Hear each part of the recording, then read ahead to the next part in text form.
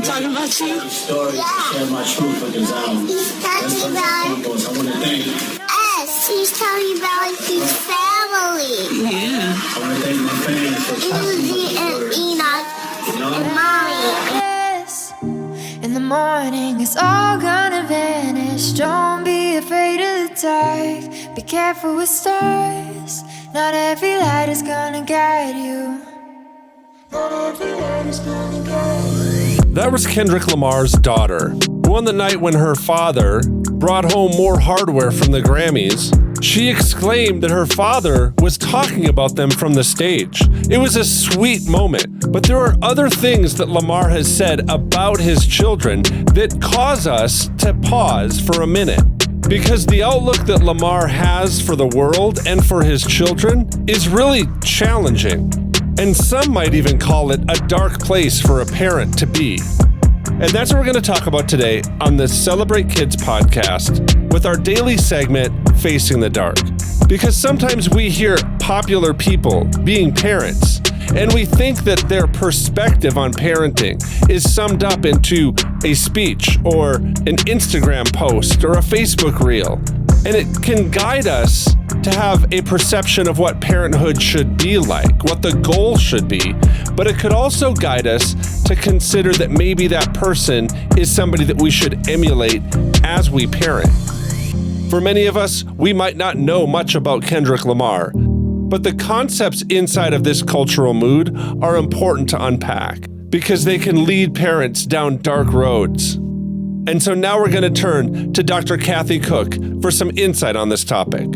So, Dr. Kathy, Kendrick Lamar is a rap artist who recently won 3 Grammys, and there's a video of his kids listening to his acceptance speech, and their dad talks about them, and the kids just smile. It's really kind of a really cute video.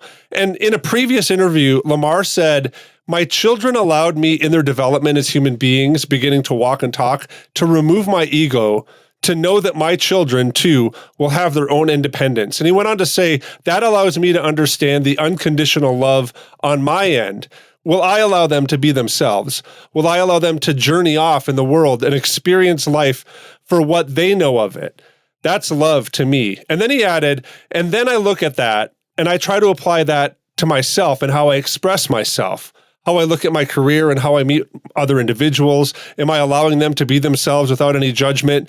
My children have taught me that."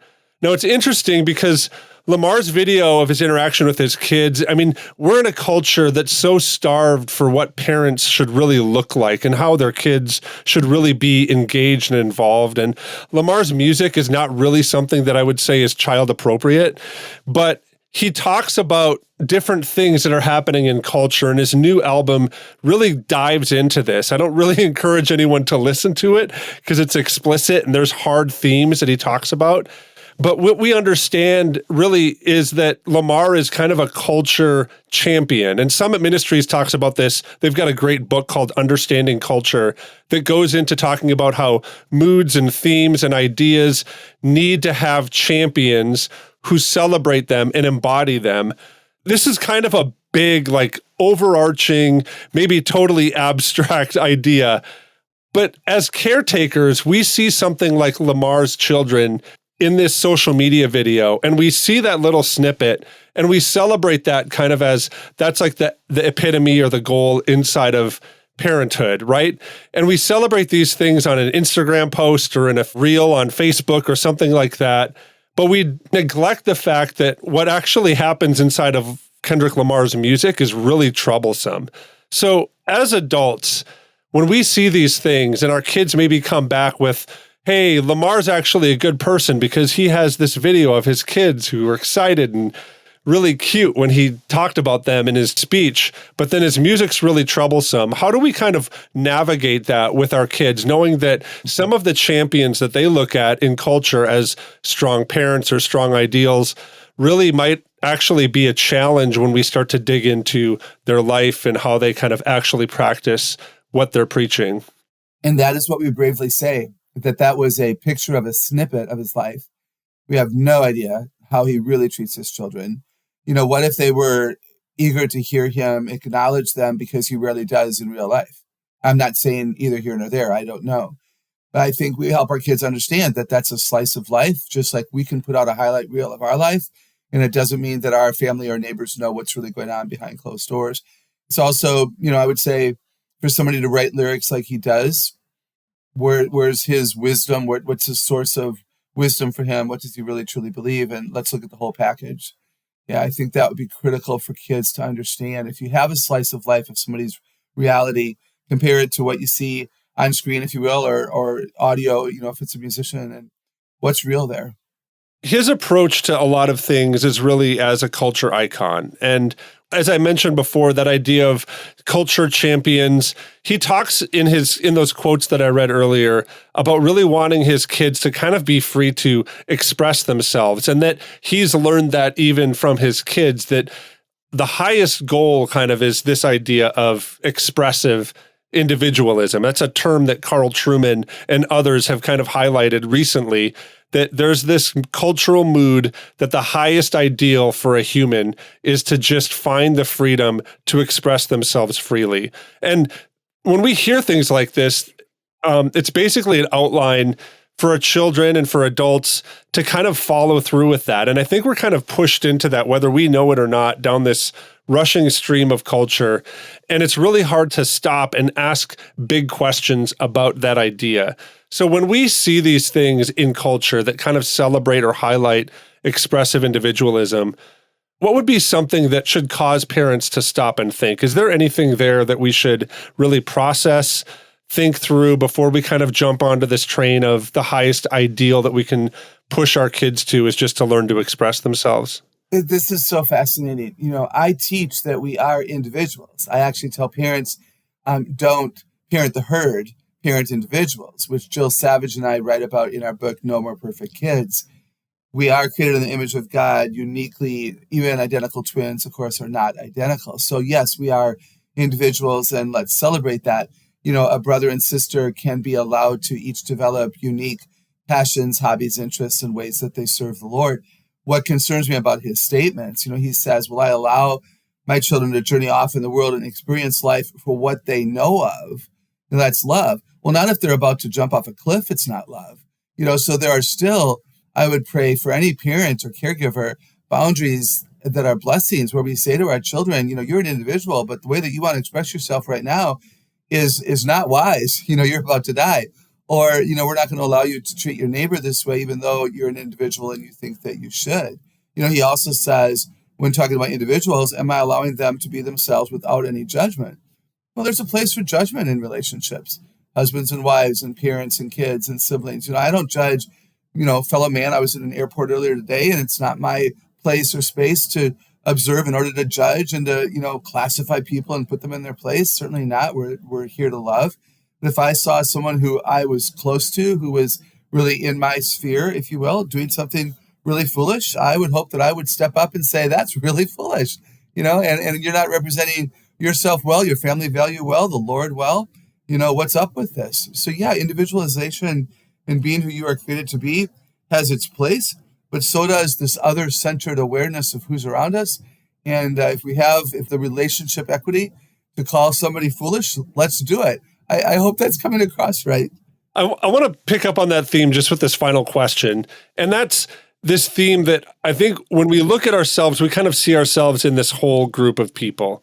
And this is the push of social media. I had a chance once to meet a rapper. I had a picture of myself with him, and I posted it on social media. And all of a sudden, all these kids that I was mentoring thought that I was much more cooler than I was, because I had been presented with this person who had incredible presence inside of their social media accounts, or inside of their music library, or inside of their TV, YouTube channel, or whatever. So we tend to kind of place value on people based on how much presence they have inside of the community that we're in. It's a little bit like popularity.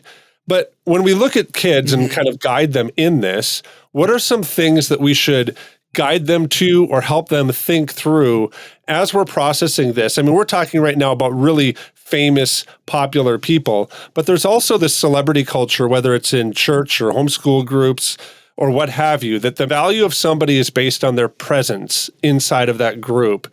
Is there something to that? And how can we guide our kids to have a value of having presence, that sometimes that's a gift from the Lord, but that also that your value is not determined by your presence. What are some tips there that you would have for us? I love the way that you worded that. I tell people all the time that I don't strive to be popular or famous. And I mean that. From the very beginning of my ministry, I had statements about being faithful, not famous. And I've always said that if I'm recognized or if people pay attention to me, it's because I've desired impact and influence unto the Lord. So if my motivation is pure and it develops into some kind of a following, then so be it. I won't reject that because we're all supposed to be making a difference. So I think to not want popularity and fame, but to deal with it is different from wanting it, because those people potentially fake it to make it, and you don't know for sure what is real and what is false. I would certainly want children to know their values and their family values, and whether or not the people they're following match up with that. If we value right over wrong, if we value honesty, if we value other-centeredness, if we value generosity, we value truth in our family, are we then going to follow and watch for people who share those qualities? I would hope so. If there's someone we begin to watch and we find out that they're not a truth talker and they don't take their own words seriously and they're not responsible and they don't follow through, then guess what? It's okay. We're not terrible people that we followed them for a season, but let's stop following them, because that's an icon that we don't need to be associated with. This is discernment. This is good old-fashioned discernment. And I think, too, telling kids and teaching kids the whole picture, what you're seeing as a slice of life. I would go back to something I've said before, a slice of life. We could all fake it for that slice of life. I think teaching kids, that's really important. Those words from Dr. Kathy Cook can really be a bright light inside of a dark time for some parents, because we wrestle with even the role of what a parent looks like and how we should act. And so right now, we're going to turn to Scripture to give us some encouragement. We're going to look at Hebrews chapter 12, beginning at verse 4. And this is what the writer says. In your struggle against sin, you have not resisted to the point of shedding your blood, and you have completely forgotten this word of encouragement that addresses you as a father addresses his son. It says, my son, do not make light of the Lord's discipline, and do not lose heart when he rebukes you, because the Lord disciplines the one he loves, and he chastens everyone he accepts as his son. Endure hardship as discipline, because God is treating you as his children. For what children are not disciplined by their father? If you are not disciplined, and everyone undergoes discipline, then you are not legitimate, not true sons and daughters at all. Moreover, we have all had human fathers who disciplined us, and we respected them for it. How much more should we submit to the Father and live? They disciplined us for a little while as they thought best, but God disciplines us for our good, in order that we may share in his holiness. No discipline seems pleasant at the time, but painful. And then later on, it produces a harvest of righteousness and peace to those who have been trained by it. These are good words for us to remember that as we've received guidance from our Father in heaven, so too we should also give and seek out guidance for our children. And in doing so, as we know that the Lord disciplines us and he loves us, we also show our children love as we guide them down the path to having a strong identity that's not built in their perspective or their accomplishments, but an identity that is built in Christ. And that is a bright light for this dark cultural moment. And if you've also received more encouragement from this podcast, we'd love to have you give us a 5-star rating and share it with your friends. Those things can help us reach more people with this incredible ministry that God has put before us. We'd also love to hear some feedback from you. So if you have any insight or any questions that you'd like us to address here, please email us at ask@ignitethefamily.com. That's ask@ignitethefamily.com. On behalf of Dr. Kathy Cook and the rest of us at the Celebrate Kids team, my name is Wayne Stender, and I want to say thanks for listening, and we'll see you tomorrow.